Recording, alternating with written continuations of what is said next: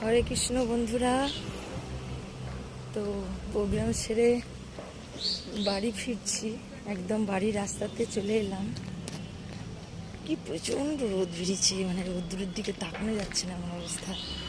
তো সকালেই বেরিয়েছি 7:30টার আগে, এখন প্রায় 10:30 বাজতে যাচ্ছে, বেজে গেল কি জানি।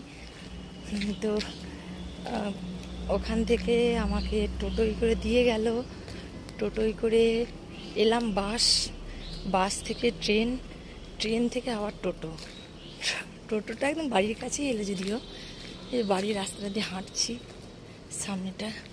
ওহ, কি প্রচণ্ড রোদ। তো আজকে আর আগিয়ে আনতে আসার মতো কেউ নেই, মাস্টারমশাই গেছে পড়াতে। তো সে থাকলে নিয়ে যেত, আমার কাছে 3টে ব্যাগ আছে, কিন্তু কি আর করা যাবে, আমি টুকটুক করে যাই।